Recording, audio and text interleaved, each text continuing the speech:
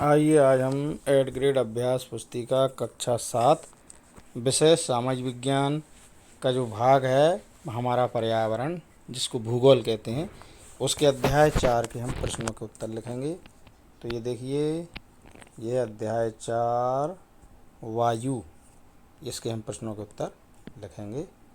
तो देखते हैं पहला प्रश्न क्या है। प्रश्न क्रमांक 1 है, वायुमंडल में सर्वाधिक पाई जाने वाली गैस है। इसके 4 विकल्प हैं, carbon dioxide, nitrogen, ozone, oxygen. तो इसका जो सही उत्तर है वो है बी, नाइट्रोजन। वायुमंडल में सर्वाधिक नाइट्रोजन पाई जाती है। प्रश्न क्रमांक दूसरा है, वर्षा का प्रकार नहीं है। ए संवहनी वर्षा, बी पर्वतीय वर्षा, सी चक्रवाती वर्षा, डी अम्लीय वर्षा। तो इसका सही विकल्प है डी, अम्लीय वर्षा। यानी वर्षा का जो प्रकार है वो अम्लीय वर्षा नहीं है। तो डी वाले विकल्प पर सही का चिन्ह लगा लें और उसको उत्तर के सामने लिख भी लें। प्रश्न क्रमांक 3 है, क्षोभ मंडल और मध्य मंडल के बीच पाई जाने वाली वायुमंडलीय परत है। तो इसमें देखिए, ए है समताप मंडल, बी मध्य मंडल, डी सी वायुमंडल और डी बहिर्मंडल। तो इसका सही उत्तर है ए विकल्प, समताप मंडल। प्रश्न क्रमांक 4, वायुमंडल में कार्बन डाइऑक्साइड गैस का प्रतिशत है। विकल्प ए है 0.90%, बी है 0.03%, सी है 0.01%, डी है 0.02%। सही विकल्प है इसका बी, 0.03%। वायुमंडल में कार्बन डाइऑक्साइड गैस 0.03% पाई जाती है। बी वाले विकल्प पर सही का चिन्ह लगा लें और उसको लिख भी लें नीचे। प्रश्न क्रमांक 5, मौसम संबंधी घटनाएं होती हैं। ए विकल्प ए है क्षोभ मंडल, बी है समताप मंडल, सी है बहिर्मंडल, डी है मध्य मंडल। तो इसका सही विकल्प है ए, क्षोभ मंडल। यानी मौसम संबंधी घटनाएं क्षोभ मंडल में होती हैं। अब हम प्रश्न क्रमांक 6 देखेंगे, रिक्त स्थानों की पूर्ति कीजिए। छठे का ए है, वायु सदैव उच्च दाब से निम्न दाब क्षेत्र की ओर गमन करती है। तो ए वाले विकल्प में उच्च दाब, 2 रिक्त स्थान है, उच्च दाब और निम्न दाब लिख लें। बी है, उत्तरी भारत में गर्म एवं शुष्क स्थानीय पवन लू कहलाती है। तो बी वाले रिक्त स्थान में स्थानीय पवन लिख लें। प्रश्न क्रमांक सी है, छठे का सी, पश्चिम से आने वाली पवनें स्थायी पवनें कहलाती हैं। सी में स्थायी लिख लें। डी है, पारादीप एवं कोणार्क के मध्य पाए जाने वाले मैंग्रोव जंगल लुप्त हो गए हैं। तो डी में मैंग्रोव लिख लें। फिर ई है, ओजोन परत सूर्य से आने वाली हानिकारक गैसों से रक्षा करती है। ई वाले में ओजोन लिख लें। अब हम अगला प्रश्न देखेंगे 7वां। ये देखिए, प्रश्न क्रमांक 7, वायु में किन किन गैसों का मिश्रण होता है। उत्तर है, वायु में nitrogen, oxygen, carbon dioxide, helium, ozone, argon एवं हाइड्रोजन जैसी गैसों का मिश्रण होता है। नाइट्रोजन वायु में सर्वाधिक पाई जाने वाली गैस है।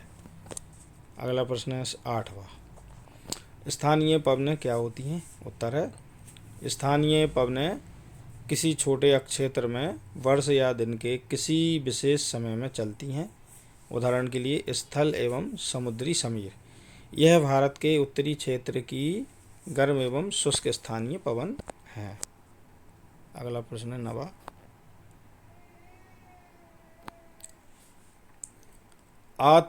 आतपन से क्या आशय है। तो देखिए, इसमें आतपन नहीं, आपतन है। ये आतपन जो है ये मिसप्रिंट हो गया होगा। ये देखिए, ये जो है ना, ये आतपन, ये आपतन है, आपतन। ये क्वेश्चन में मिसप्रिंट हुआ होगा, तो इसको आपतन पढ़ें। आपतन से क्या आशय है। तो इसका उत्तर है, आपतन एक महत्वपूर्ण कारक है जो तापमान के वितरण को प्रभावित करता है। सूर्य से आने वाली वह ऊर्जा जिसे पृथ्वी रोक लेती है आपतन कहलाती है। आपतन की मात्रा भूमध्य रेखा से ध्रुव की ओर घटती है, इसलिए तापमान उसी प्रकार घटता जाता है। अगला प्रश्न है 10वां, आर्द्रता किसे कहते हैं। तो इसका उत्तर है, जब जल पृथ्वी एवं विभिन्न जलाशयों से वाष्पित होता है तो यह जलवाष्प बन जाता है। वायु में किसी भी समय जलवाष्प की मात्रा को आर्द्रता कहते हैं। अगला प्रश्न देखेंगे अब हम प्रश्न क्रमांक 11, पेड़ पौधों को अपने जीवन के लिए किस गैस की आवश्यकता होती है? उत्तर है पेड़ पौधों को अपने जीवन के लिए नाइट्रोजन गैस की आवश्यकता होती है। वह सीधे वायु से नाइट्रोजन नहीं ले पाते हैं। मृदा तथा कुछ पौधों की जड़ों में रहने वाला जीवाणु वायु से नाइट्रोजन लेकर इसका स्वरूप बदल देता है, जिससे पौधे इसका प्रयोग कर सकते हैं। अब अगला प्रश्न 12वां, ग्रीन हाउस गैस किसे कहते हैं तथा इसके अभाव में पृथ्वी पर क्या प्रभाव पड़ता है? उत्तर है कार्बन डाइऑक्साइड वायुमंडल में फैलकर पृथ्वी से विकिरित ऊष्मा को पृथ्वी पर रोककर ग्रीन हाउस प्रभाव पैदा करती है, इसलिए इसे ग्रीन हाउस गैस भी कहते हैं।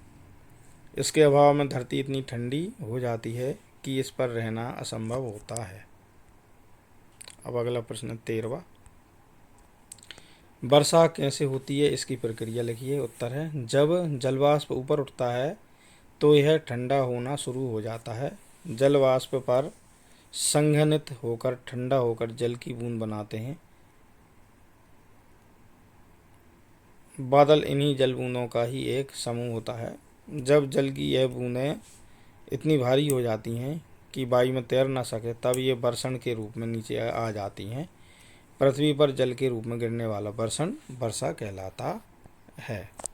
अगला प्रश्न 14वां, पेड़ काटने से पृथ्वी पर वायु का संतुलन कैसे बिगड़ जाता? उत्तर है जैसे जैसे अधिक से अधिक पेड़ काटे जाते हैं, वाष्पीकरण का स्तर बाधित होता है, जिस हवा में नमी सूख जाती है और जल चक्र का संतुलन बिगड़ जाता है। पेड़ कटने से पृथ्वी पर कार्बन डाइऑक्साइड एवं ऑक्सीजन गैस का संतुलन बिगड़ जाएगा, जिससे मानव जीवन पर महत्वपूर्ण प्रभाव पड़ेगा। प्रश्न क्रमांक 15, हरे पादप अपने भोजन के निर्माण में किस गैस का प्रयोग करते हैं? उत्तर है हरे पादप अपने भोजन के निर्माण में कार्बन डाइऑक्साइड गैस का प्रयोग करते हैं और ऑक्सीजन गैस वापस देते हैं। मनुष्य और पशु कार्बन डाइऑक्साइड गैस बाहर निकालते हैं। अगला प्रश्न है 16वां, भूमंडलीय तापन ग्लोबल वार्मिंग से आप क्या आशा है, इससे क्या क्या हानियाँ होती हैं लिखिए। जब कारखाने एवं वाहनों के धुआं से वायुमंडल में कार्बन डाइऑक्साइड गैस का स्तर बढ़ता है, तब इस ऊष्मा के द्वारा पृथ्वी का तापमान बढ़ता है, जिसे भूमंडलीय तापन या ग्लोबल वार्मिंग कहते हैं। हानियाँ, इस वृद्धि के कारण पृथ्वी के सबसे ठंडा प्रदेश में जमी हुई बर्फ पिघलती है। नंबर 2, समुद्र के जल स्तर में वृद्धि होती है। नंबर 3, तटीय क्षेत्र में बाढ़ आ जाती है। नंबर 4, वायुमंडल में अत्यधिक परिवर्तन हो सकता है। प्रश्न क्रमांक 17वां, पवन किसे कहते हैं? पवनों को मुख्यतः कितने प्रकारों में विभाजित किया गया है? उत्तर है उच्च दाब से निम्न दाब क्षेत्र की ओर वायु की गति को पवन कहते हैं। पवन मुख्यतः 3 प्रकारों में विभाजित किया गया है। नंबर 1, स्थायी पवन, दूसरा मौसमी पवन, तीसरा स्थानीय पवन। प्रश्न क्रमांक 18, वायुमंडल से क्या आशा है? वायुदाब पीढ़ियों का नामांकित चित्र बनाइए। उत्तर है पृथ्वी की सतह पर वायु के भार द्वारा लगाया गया दाब वायुदाब कहलाता है। वायुमंडल में ऊपर की ओर जाने पर दाब तेजी से गिरने लगता है। समुद्र स्तर पर वायुदाब सर्वाधिक होता है और ऊंचाई पर जाने पर यह घटता है।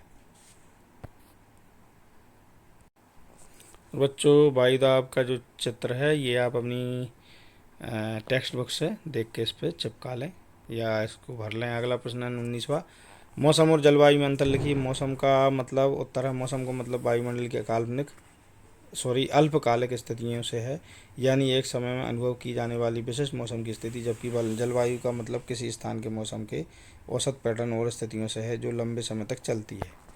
अब अगला प्रश्न है 20वां, वायुमंडलीय परतों का नामांकित रेखांक चित्र बनाइए। तो ये देखिए, ये वाला उत्तर भी आपको स्वयं करना है अपने पाठ्य पुस्तक से और अपने शिक्षक की सहायता से इस प्रश्न को हल करना है आपको। तो इसी के साथ हमारा अध्याय 4 यहाँ पर संपन्न होता है। यदि आपको हमारा ये पाठ अच्छा लगा तो हमारे लिए कमेंट सेक्शन में ज़रूर बताएं। इसी प्रकार के और वीडियो यदि आप देखते रहना चाहते हैं तो हमारे चैनल को सब्सक्राइब करें और हमारे चैनल को लाइक भी करें, वीडियो को लाइक करें और